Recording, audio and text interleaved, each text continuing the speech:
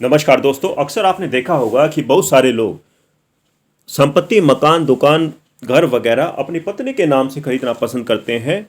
दोस्तों, इसके कई कारण हो सकते हैं।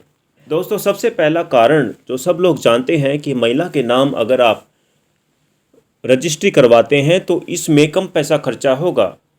दोस्तों, सरकारी राजस्व टैक्स में स्टाम्प ड्यूटी में लगभग 2% की छूट मिल जाती है। दोस्तों, देखने में तो यह 2% की छूट या 2% की बचत आपको मामूली लगती है, लेकिन अगर आप 20, 30 या 50 लाख से ऊपर की प्रॉपर्टी कहीं खरीदते हैं तो 2% की यह बचत भी बहुत बड़ी राशि बन करके निकल करके आती है।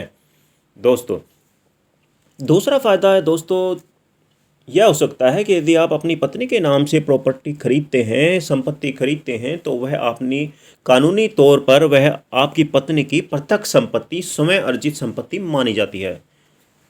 दोस्तों, उस पर आपका या आपके परिवार का कानूनी रूप से कोई हक नहीं रह जाता है।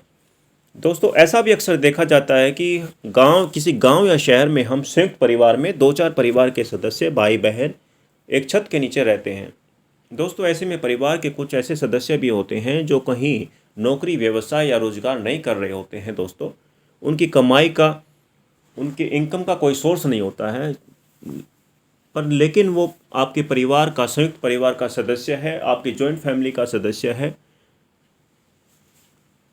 तो दोस्तों, भविष्य में ऐसा सदस्य, क्योंकि आपका कानूनी रूप से बंटवारा नहीं हुआ होता है, तो कोर्ट में जाकर के ऐसा सदस्य यह कह सकता है आपसे, आपके द्वारा कमाई गई, आपके द्वारा खरीदे गए घर मकान में अपना हिस्सा, अपना दावेदारी यह कहकर क्लेम कर सकता है, यह कहकर आपसे हिस्सा मांग सकता है, क्योंकि आपके कानूनी रूप से बंटवारा नहीं हुआ है और वह भी संयुक्त परिवार का सदस्य है। तो उसको आपके द्वारा खरीदे गए मकान, घर, दुकान में बराबर का हिस्सा होता है।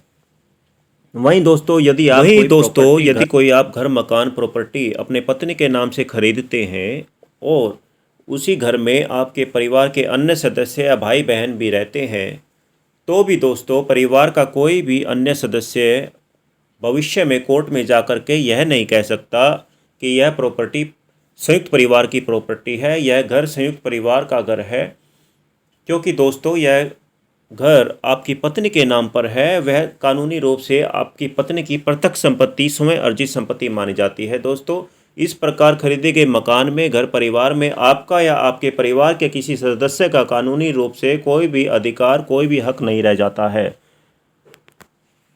आइए दोस्तों, अब हम देखते हैं कि भविष्य में आपको क्या क्या नुकसान भी हो सकते हैं यदि आप कोई प्रॉपर्टी अपने पत्नी के नाम से खरीदते हैं।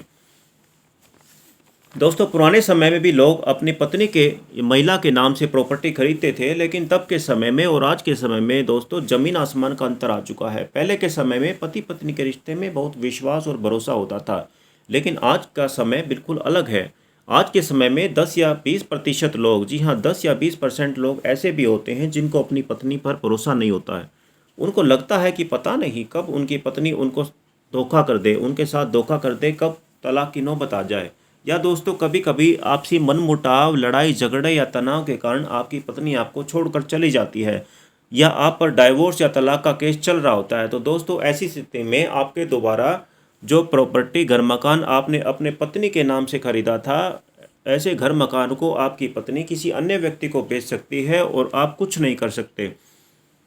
कभी कभार दोस्तों, ऐसी स्थिति भी हो जाती है, ऐसी सिचुएशन हो जाती है कि किसी की पत्नी की मृत्यु हो जाती है।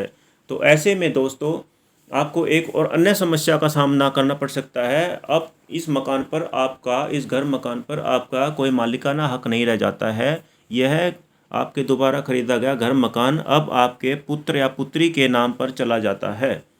तो दोस्तों, ये कुछ बातें हैं, ये कुछ जिनको आपको ध्यान रखना चाहिए, जिनको आपको पता होना चाहिए यदि आप भी अपनी पत्नी के नाम से कोई घर, मकान, संपत्ति खरीदने की सोच रहे हैं। तो दोस्तों, यदि आपको हमारे द्वारा दी गई जानकारी अच्छी लगी हो तो आपसे रिक्वेस्ट है कि आप हमारे चैनल कानून टुडे को लाइक, शेयर और सब्सक्राइब कीजिए। धन्यवाद।